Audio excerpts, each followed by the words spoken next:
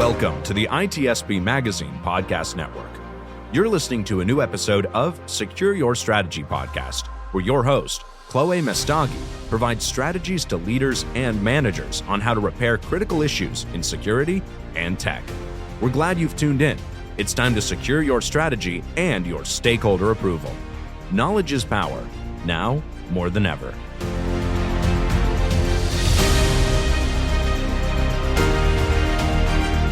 Hi everyone, my name is Chloé Messdaghi and welcome to another episode of ITSP Magazine Secure Your Strategy Podcast. And with me, I have two awesome guests. One is Tennisha and I have Rebekah. Tennisha, why don't you tell us a little bit about yourself? Absolutely. My name is Tennisha Martin. I'm the Executive Director and Founder of Black Girls Hack, a penetration tester, and I'm excited to be here. Excellent. Rebekah, you're cute. Tell us about yourself. I thought you said, Rebekah, you're cute. I was like, oh, thanks. You are. Yeah. My name is Rebekah. Most of the squad at Black Girls Hack refers to me as Beck. I respond to just about anything except disrespect. I have the distinct honor of being the Chief Operating Officer for Black Girls Hack and excited to be here. Excellent. So we're going to talk about this thing called SquadCON. And if y'all are not aware of what SquadCON is, you're going to find out all the details possible, the mission and behind story. So why don't we first start? Which one of you guys would like to start off by telling us a little bit about SquadCON and the vision of it? I can take that one. Last year we did Girls Hack Village at DEF CON 30, and it was a epic success, in my biased opinion. And we basically had 3 days of amazing talks, and the whole purpose of it was to basically highlight women in the space. As you probably know from going to conferences, we don't see a lot of women speakers, a lot of women researchers and hackers that are basically given a platform to talk about their experience and their research and all of their things. So like we were like, hey, we're going to have like a whole village, which is like a little mini conference on just women in the space, and it was absolutely epic. We had like 30 speakers, I think, overall. 26 of those I think were women, which was absolutely amazing. And we did like hands-on workshops, and it was absolutely, I think, amazing. I think my personal favorite was part of the weekend was Director Easterly from CISA came, and she hugged me and took a picture with me. So like that is forever in my memory books. And then my second favorite, I think, would probably be the party. We had a 90s dance party that I ended up staying for 30 minutes because I was so exhausted. Vegas is so freaking hot, and like it was a lot as our first conference. So absolutely amazing. So we applied again for DEF CON 31 and we were not accepted, all of the sadness. And so we decided that we were going to do our own conference, which we're calling SquadCON, so that, even our male friends feel like they will be comfortable. We wanted to focus on inclusivity,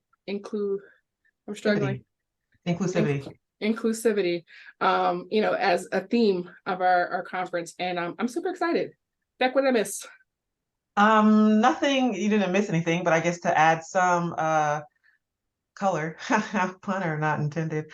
One of the best things about Girls Hack Village is that while the name was Girls Hack Village, it wasn't exclusionary. Like it wasn't, some people would assume, okay, well, you're trying to identify or address being left out or whatever in an organization. Are you then now leaving others out? And it's the complete opposite. It's not to say, hey, we didn't like that environment, so we're creating our own and you can't come in. It's we're creating an environment where we know that the people who have traditionally been left out are comfortable and all others can join as well. I think one of my favorite parts was, I think it was like after the third day or so, someone tweeted that they had attended the conference, Girls Hack Village, and it was the most inclusive, most welcoming space. And that's the goal. That's the ideal. There are some people who they're beginning and they're not on the elite spectrum yet. They haven't completely perfected everything, but they're interested, they're capable, and they can get there. But sometimes because they're not at that level, they feel like they don't necessarily have a place to belong, a place to start, a place to fit. And so We recently did a promo video. I'm sure we'll get to that later, but the ending piece is that the door is open and we welcome you in. I think sometimes when people do the DEI buzzwords or whatever, they'll be like, the door is open, yeah, you can come in or whatever. But it's an added bonus when, or I think it's the more complete picture of yes, open the door, but also invite them in. So know that this is a place that you are welcome. You bring value here, and it's an asset to everyone involved. That's a belong in action, right? You Indeed. always have these DEI leaders like, oh yeah, we talk about DEI all the time. But then when it comes to actions, I mean, actions speak a lot louder than words. Yeah. And I absolutely agree with that. And I think that the problem that, a lot of us have at conferences is that, they're okay with just the status quo. DEF CON specifically in our denial told us that they were changing what the requirements were to be a village, and that they really saw us as more of a community and not something that I think they said focused on four walls, right? And I think that approach is something that's pretty standard throughout cybersecurity conferences today. And like, maybe a couple of years ago, I would be like, oh, I haven't been to a whole lot. But, I think after, having done like at least the United States tour of cybersecurity conferences, I can say it's pretty consistent across most of them that there's a definite foundation of cybersecurity and not so much of diversity and inclusion. So I think that that's one of the things that for SquadCON that we're trying to focus on is making sure that, no matter where you're at in your career, in your journey, that you feel supported and you feel welcome, right? Because like there is, I think a certain, I want to say prestige or a certain assumption that if you're going to like Black Hat or you're going to DEF CON that you have to be like this elite hacker. And, people feel like, hey, I don't know enough to go and do these things. And, I'm not turtly enough for the Turtle Club is the thing that I always say. But, we want it to be, at least we want SquadCON to be a space where everybody can feel absolutely welcome, no matter who they are, where they're at in their journey.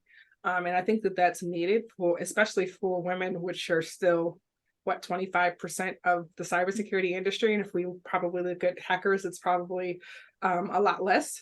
So, we want to try to increase that number. So, our organization, Black Girls Hack, we provide training and all of the things to help people get into the industry.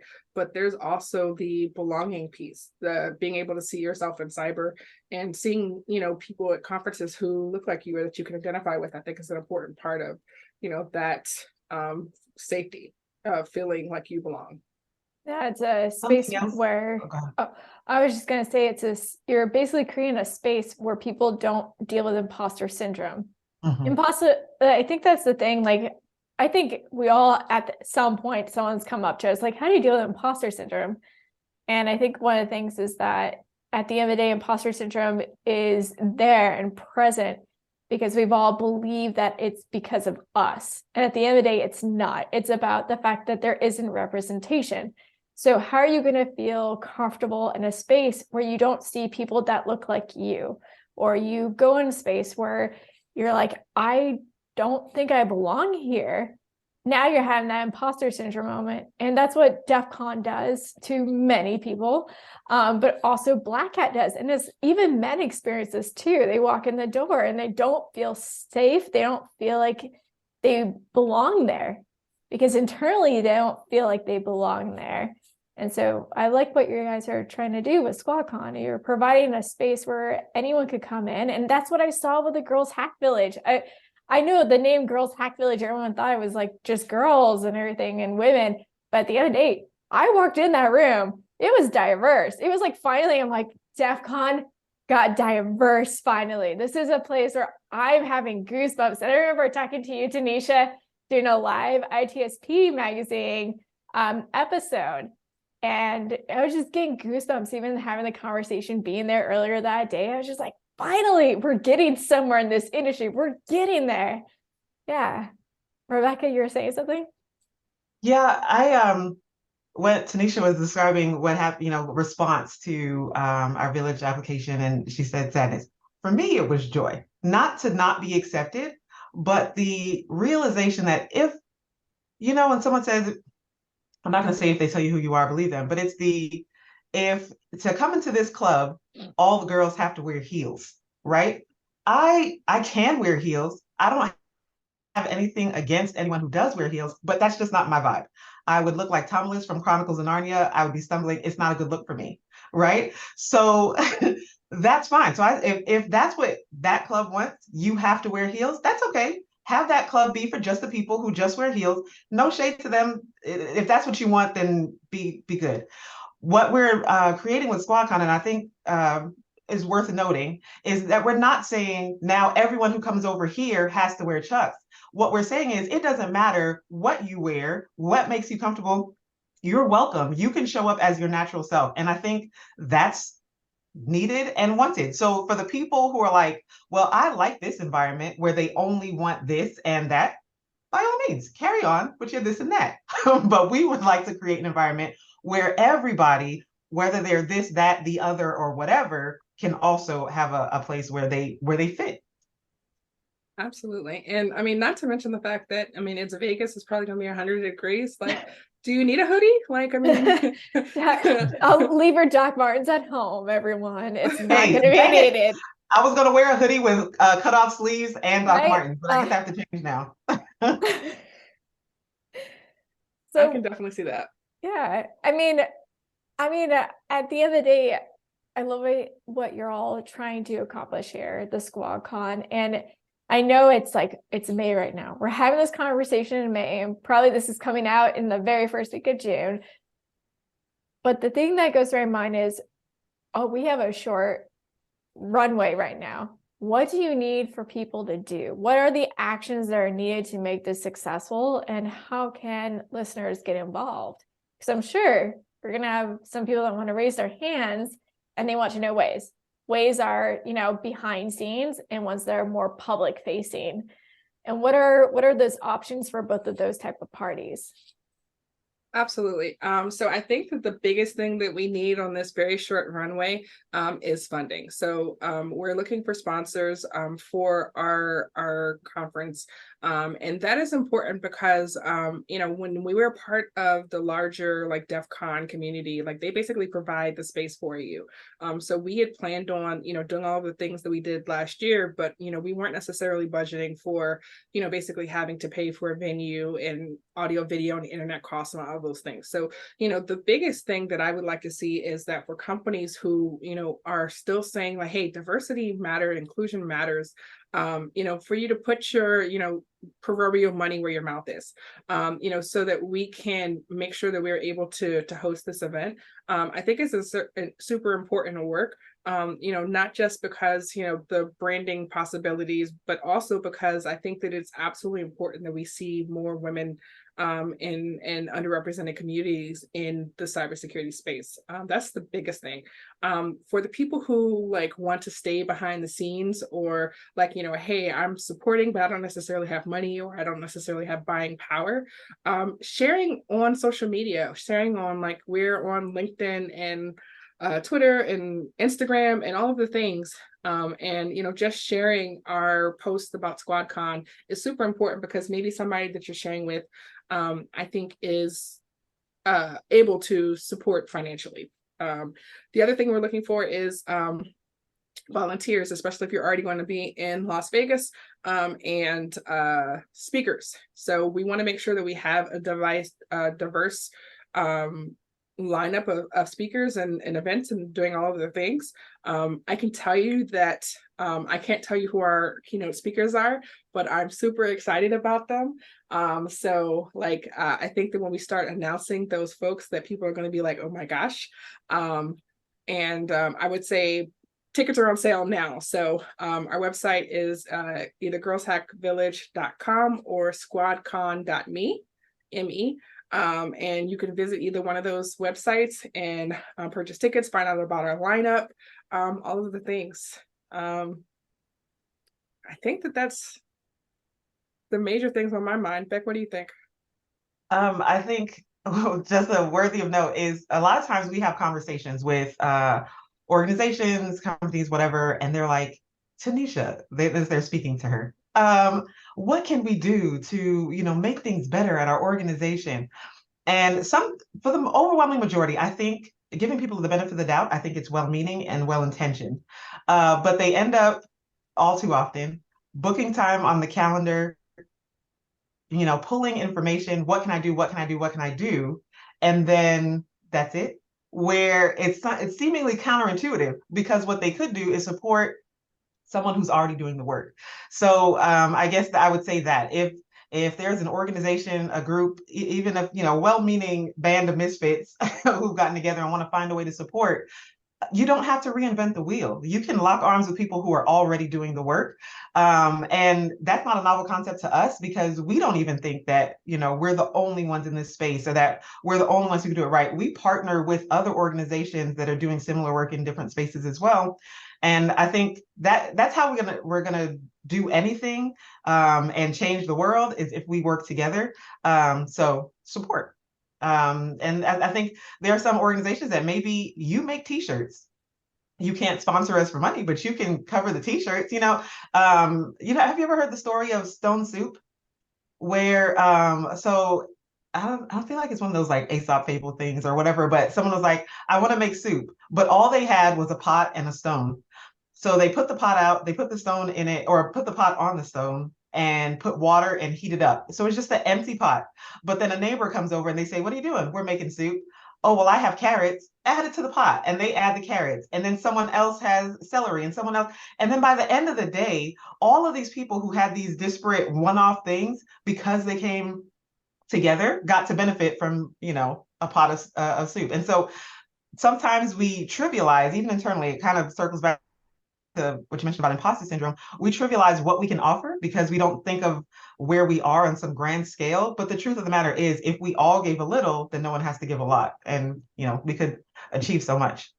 I think also your point about like people like talking to Tennisha, I'd be like, Tennisha, tell me, how can our company do better?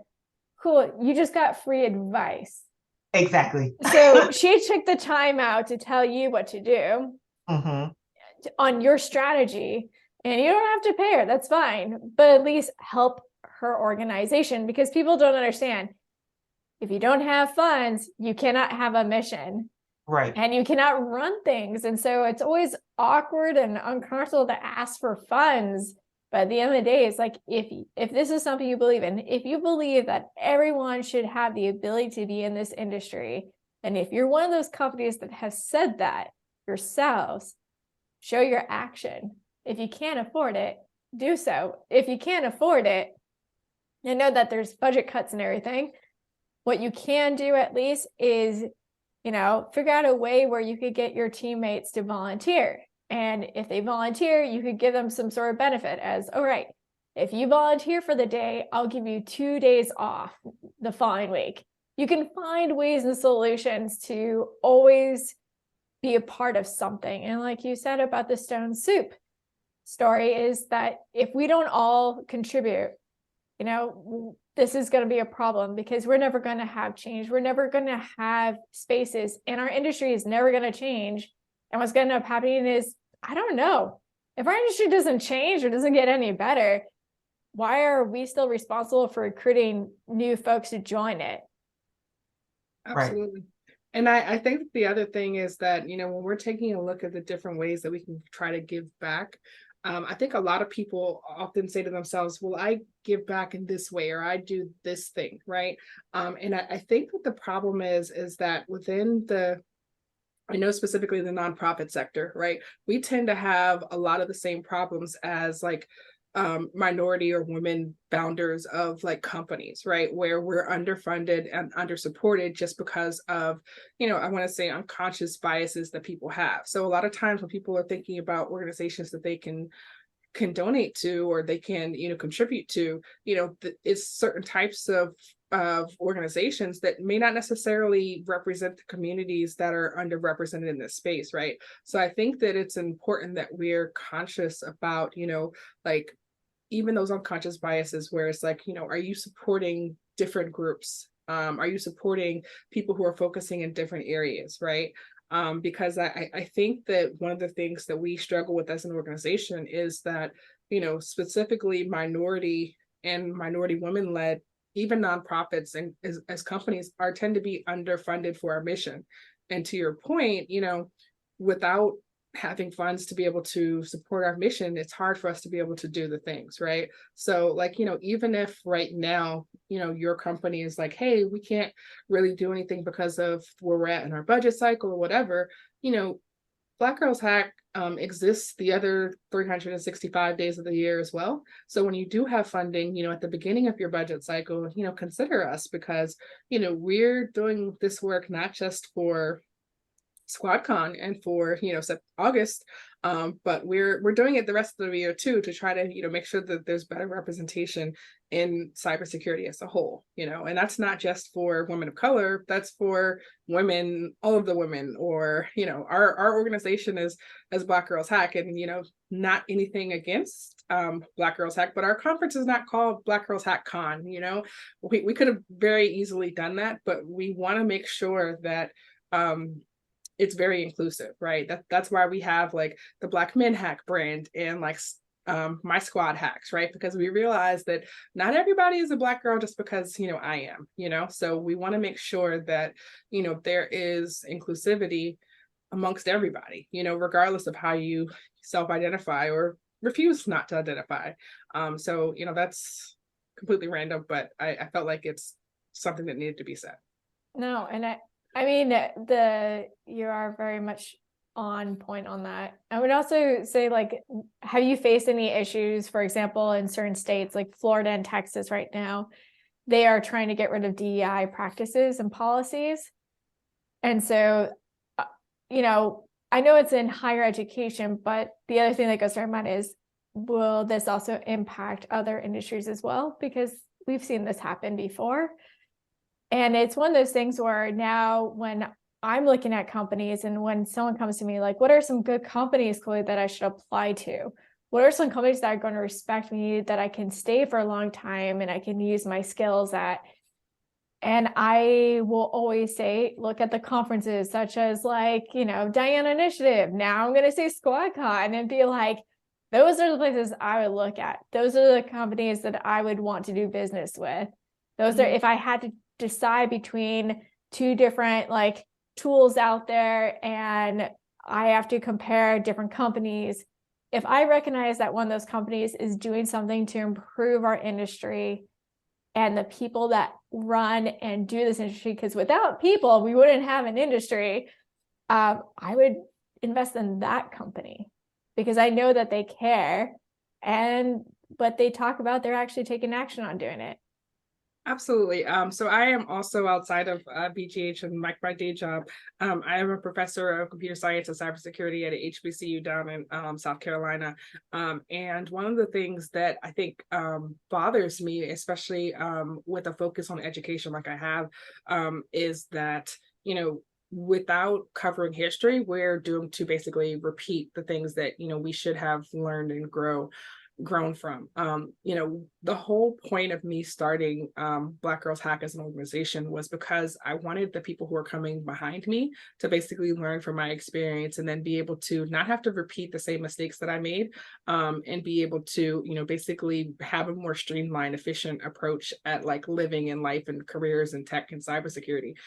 So the whole concept of like, hey, we can't talk about these things because of XYZ, it's problematic to me. And I think that the biggest problem for me is the companies that are still supporting like this craziness. Like I every day have to try to, convince myself not to post on socials. Like, are you guys like watching this? Like, are you still like supporting these people? Like what are we thinking here? Like just collectively.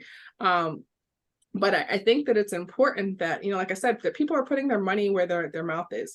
Even subconscious things like, where are you holding your conference at, right?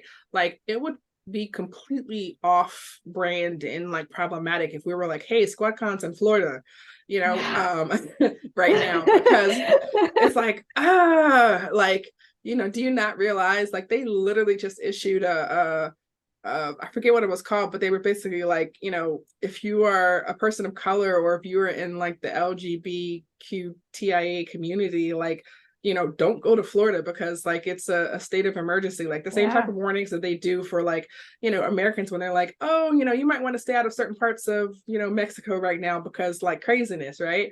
And the fact that, we have to do that, like, I really feel like, companies have the opportunity now to be much more intentional about like, what is it that you're supporting and what are the values that your company is actually built on, right? And not just saying, during Black History Month or, Hispanic History Month or like any of the things, like not just, during cherry picking months and saying, hey, we support DEI during this month, but actually, showing the statistics and actually doing things throughout the course of the year, right? Because like it's very easy for us to slap a rainbow on our web page for certain months out of the year and say, hey, we support inclusion, but it's another thing for your actions to show that, I think, throughout the course of the year.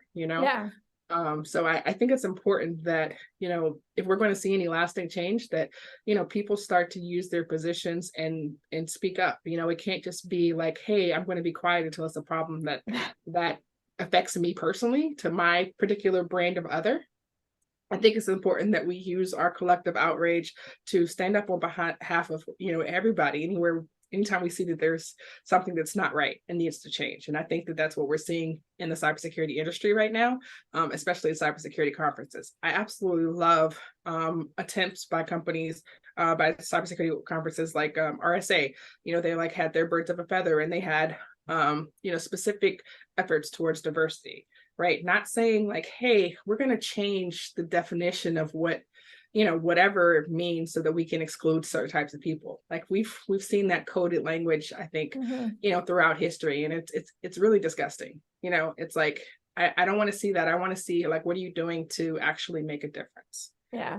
It's the whole thing like, well, this is no longer a trend. Me Too is not a trend anymore.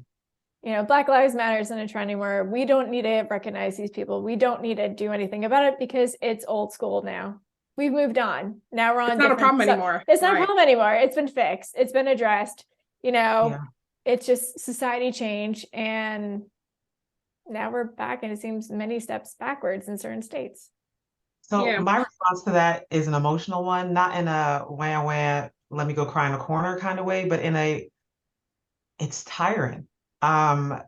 Oftentimes people say, so what are you doing about this? And what are you doing? I work a full-time job. I volunteer with Black Girls Hack, which in and of itself is a full-time capacity. Yes. And I volunteer. I do all these different things, and in so many spaces, trying to validate my very daggum existence in all these opportunities. And then it's like, oh, and here's something else, and here's something else. And then the seemingly well-intentioned person comes to you and says, so what are you going to do about this? Can you help? Yeah, we work together? Seriously, like, why can't we just work? Like I don't understand that. I'm only so strong. I will do all that is within me to do, and I will pray for extra strength to do more. But at the end of the day, there's only so much. You didn't get the memo. It's your job to fix this problem, right? This problem that has nothing to do with you need to fix it. It's the other people that don't want to do anything because they have privilege and don't want to acknowledge they have privilege. My cape is at the laundromat. All I can do is all I can do. So sometimes it's both. Where it's frustrating and where it's tiring and truthfully overwhelming because there's so much. That's what brings me hope and joy for what we're trying to do with SquadCON, because it's there's another proverb I like to read, and I say random stuff, but if you want to go far, go by yourself. No, if you want to go fast, go by yourself. If you want to go far, go together. It is a long journey to accomplish all the things that we seek to accomplish. Everyone talks about the skills gap in cybersecurity. Everyone talks about what we need to do to improve our industry. Okay, let's start working. Let's start, taking action towards achieving these goals instead of just talking about it. And we can, because if people just want talking points to be at conferences, you can come to our conference, you can have the same talking point. That's fine. But at some point, we actually have to put, hand to stone, whatever, and work. And we can't do it alone. And it takes everyone. And that's kind of the idea of SquadCON. It's like Autobots, let's, come together and roll out. I'm incredibly thankful, and I know several other people in this industry, and even the people that are going to attend your conference, are incredibly happy and proud of it. And the reason for that is that there are so many people that felt like they've lost their voice because they're worried about, if I speak up about something that happened that was racist or sexist or homophobic, I will lose my job. And now it's like, okay, well, I want to stay in this industry, but where can I go where I feel safe to be myself and walk in a room and feel safe and not having to explain to others why I don't feel safe in an environment anymore. Right. Or why that matters. Right? Exactly. So absolutely. And it's crazy because like a lot of times like people will be like, well, why don't you have your employer on your LinkedIn or, on your whatever? And I'm like, because when it comes down to when people don't like what it is that you're saying, the first thing they're going to do, especially in 2023, is, go for your means of supporting yourself. They're going to go call your employer and say, how do you feel about Tennisha running an organization that's racist, that only cares about Black women? Because they're looking at Black Girls Hack and they assume, that, because I'm saying, hey, Black Girls Hack, that means that everybody else is not hacking too, So it's absolutely crazy. And I think that, like you said, it's important that we all speak up and we all we don't just wait until it's a problem that affects us personally, that, we just have some empathy on a human level towards, I think the collective struggles of everybody who's trying to, accomplish similar goals. And like Beck was saying, basically work together. I hate to be all like, 80s baby, but link arms and we care and little hearts flying into the air type of vibes. But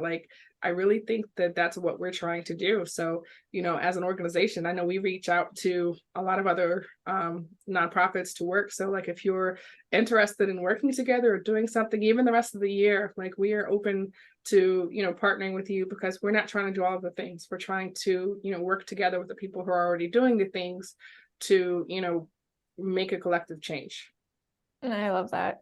I absolutely do, because it's needed. Right now, I feel like it's so needed. I think when we saw Roe versus Wade get overturned, that was the tipping moment for so many people to just be like, and you're telling me to go to work tomorrow? You're telling me to be relaxed and chill when I just lost something.